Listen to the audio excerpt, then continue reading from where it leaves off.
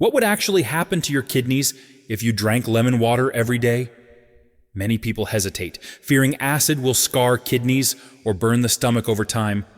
That fear feels logical, because acid sounds destructive when separated from biochemical context proper.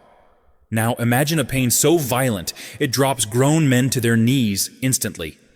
Kidney stone pain, called renal colic, is often compared to childbirth by patients themselves. What makes it terrifying is not only pain, but the silence before it arrives. Your kidneys do not scream while stones are forming quietly for months or years. Here is the paradox you were never told about lemon water and kidney health. Lemon water does not attack kidneys. Under specific chemistry, it can protect them effectively. To understand why, you must first meet the most common kidney stone culprit today. Most kidney stones are composed of calcium oxalate, not mysterious toxins or impurities alone. Calcium itself is not the enemy. Uncontrolled binding with oxalate creates crystals inside kidneys. This is where lemons enter the story, not as folklore, but as chemistry alone. Lemons contain citric acid, which the body rapidly converts into protective citrate within hours. Citrate acts like a molecular bodyguard, surrounding calcium before oxalate can bind inside urine. This mechanism, called calcium chelation, prevents crystals from forming inside kidney tubules during filtration. It is biological competition, not detoxification, happening silently within your urine chemistry every day. Research published in the Journal of Urology described this approach as lemonade therapy clinically. Patients drinking lemon water increased urinary citrate, a known inhibitor of stone formation, significantly. Nothing mystical happened, only chemistry working exactly as renal physiology intends itself naturally daily. The hope here is grounded, not exaggerated or spiritualized for modern wellness marketing claims. Lemon water does not cleanse kidneys. It supplies citrate as a protective chemical tool. A small daily habit can reduce the probability of one medicine's most brutal pains. The kidney does not need punishment, discipline, or detox rituals to protect itself effectively. It needs the right chemical environment to stop crystallization before damage begins inside tubules. This is only the first system, responding during 30 days of consistent lemon water. Next, the story moves upward into the aging stomach and a misunderstood fear of acid. After 40, many people notice bloating, reflux, heaviness, and slower digestion after ordinary meals. The common assumption is excess stomach acid, so antacids become a daily defensive habit. That assumption feels reasonable because burning sensations are easy to blame on acid overload, but physiology reveals a quieter, more uncomfortable possibility most people never consider. As we age, stomach acid production often declines, a condition known as hypochlorhydria. Low stomach acid weakens digestion, mineral absorption, and the body's first line of defense. Hydrochloric acid must reach extremely low pH to perform its biological duties correctly. That acidic environment activates pepsin, the enzyme required to break protein into absorbable fragments. It also signals the lower esophageal sphincter to close tightly after food enters the stomach. When acid is insufficient, that valve stays loose, allowing contents to reflux upward unexpectedly. This explains a paradox. Reflux can worsen when acid is too low, not too high. Clinical discussions referenced by National Institutes of Health describe this mechanism clearly. Now consider lemon water entering this aging digestive system gently each morning. Despite tasting acidic, lemon water does not significantly acidify blood or tissues long term. Instead, it briefly lowers stomach pH, stimulating parietal cells to resume acid production. This mild stimulus can improve protein digestion and mineral absorption over repeated exposures. In essence, lemon water acts like a wake-up call, not an irritant. For some people, this reduces bloating, heaviness, and post-meal discomfort gradually. This does not replace medical treatment, nor does it cure ulcers or bacterial infections. But for functional low-acid states, it supports the stomach's natural regulatory feedback loops. The hope here is subtle and practical, not dramatic or promised overnight. Better digestion improves nutrient delivery, which influences energy, immunity, and tissue repair downstream. Supporting acid production respects physiology, rather than suppressing symptoms reflexively. Of course, context matters, because damaged stomach linings require caution and professional guidance. But fear of acid alone has led many people to weaken digestion unintentionally over years. Lemon water does not fight the stomach. It can remind it how to function properly. Next, the story moves deeper, into the liver and a silent metabolic war. Non-alcoholic fatty liver disease has become a silent epidemic affecting millions without obvious warning signs. The liver feels no pain, so damage accumulates quietly while energy drops each morning. Many people blame aging or stress, never realizing blood sugar is driving fat into liver cells. Lemon water is often advertised as a fat burner, but physiology does not work that way. No food burns fat directly. Metabolism responds to hormones, signals, and cellular context dynamically. The real influence of lemon comes from polyphenols that quietly affect insulin sensitivity systemically. One such compound, Naringenin, has been shown to improve insulin signaling within liver tissue. Better insulin sensitivity means less glucose converted into fat and stored inside hepatocytes chronically. This matters because insulin resistance is a central driver of non-alcoholic fatty liver disease. Vitamin C from lemons also supports liver defense by enabling glutathione production inside cells. Glutathione is the liver's master antioxidant, critical for detoxification phase 1 and 2 processes. Without sufficient glutathione, oxidative stress damages liver cells and worsens metabolic dysfunction over time. 30 days of lemon water will not cure fatty liver disease magically by itself, but it can support metabolic repair when combined with reduced sugar and refined carbohydrates. The hope lies in supporting insulin stability, not chasing dramatic detox promises online everywhere. When blood sugar stabilizes, the liver finally gets space to export stored fat effectively. This process feels boring, slow, and unspectacular, but biology favors consistency over intensity long-term. Lemon water becomes supportive here, not as a cure, but as metabolic assistance daily. Next, the story expands beyond metabolism into immunity, collagen structure, and cellular repair systems. Aging often reveals itself through slower healing, fragile skin, and infections that linger longer. These changes feel cosmetic or random, yet they reflect deeper failures in structural protein renewal.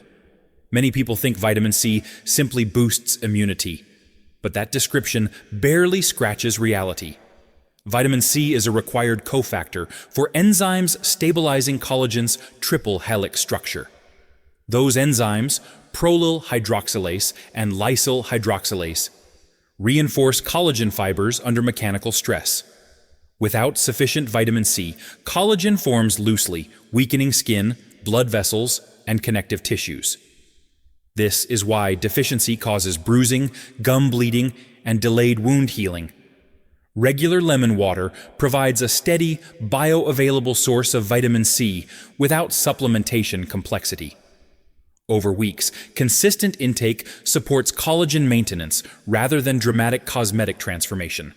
Stronger collagen improves vascular resilience, helping tissues tolerate pressure, movement, and minor injury. Immunity benefits follow structure, because immune cells rely on intact barriers and circulation efficiency. Vitamin C concentrates inside white blood cells, particularly neutrophils, involved in first-line defense. It enhances chemotaxis, helping immune cells navigate accurately toward infection sites. It also supports oxidative burst, the mechanism neutrophils use to destroy invading pathogens. These roles are described extensively in publications from the National Institutes of Health. Here lies an evolutionary twist many people never learned in school. Humans cannot synthesize vitamin C due to loss of a key enzyme during evolution. Most mammals make vitamin C internally, but humans must obtain it entirely from diet. This makes regular intake non-negotiable, not optional, for structural and immune integrity. 30 days of lemon water does not create superimmunity or reverse aging dramatically, but it restores a missing daily input your physiology quietly expects.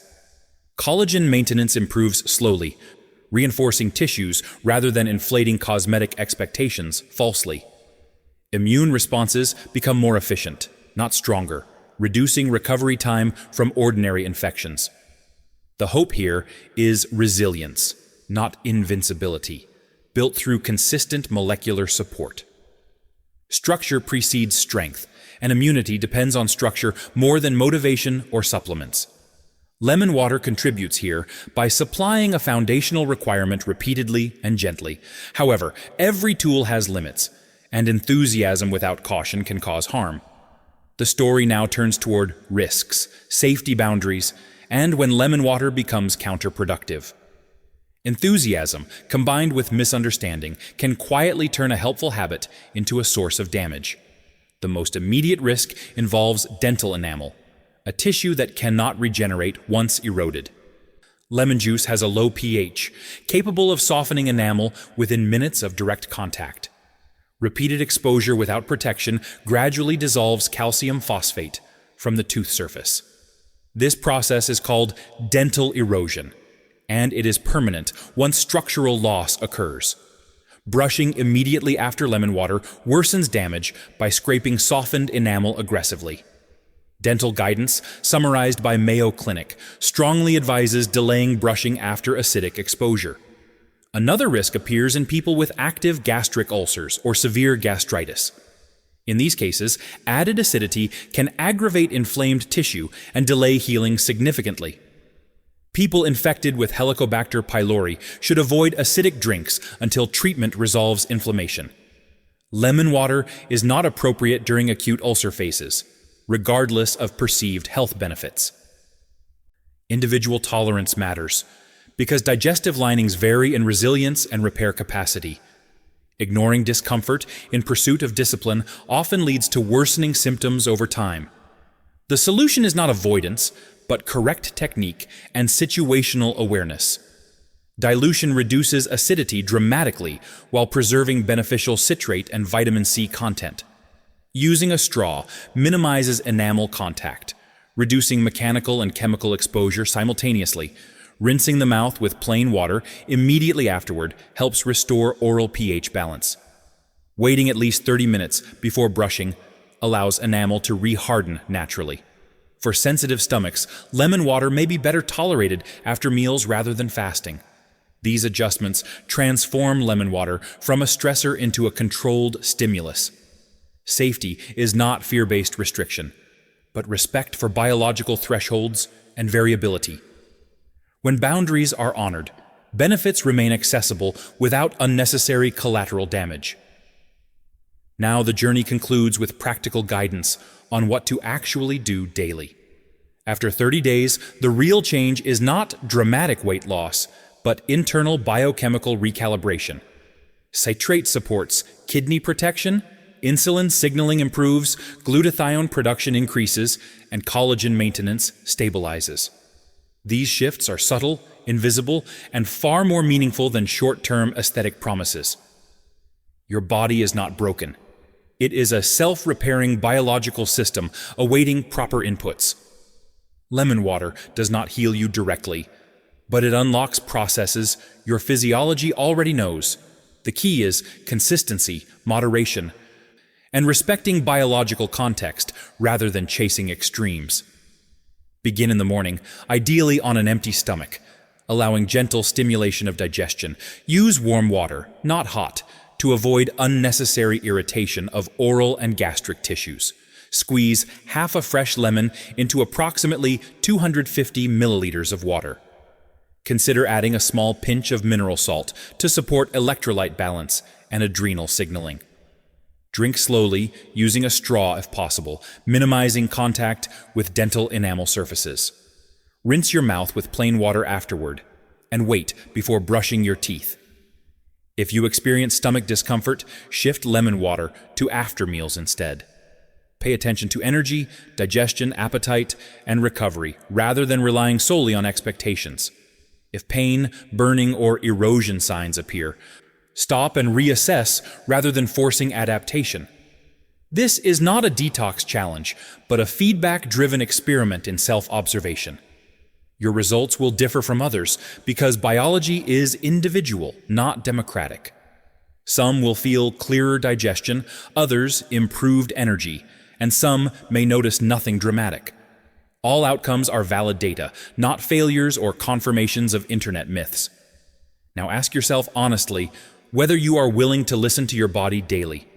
Have you tried lemon water consistently before, and what actually happened inside your experience? Share your results in the comments, because patterns emerge only when individuals speak openly. Your experience may help someone else separate fear, hype, and physiology more clearly. If this explanation changed how you view lemon water, consider liking the video. And if you want more evidence-based experiments explained calmly, subscribe for future discussions. Health is not punishment or discipline, but intelligence applied repeatedly under imperfect conditions. Lemon water is not magic, but understanding makes simple tools powerful.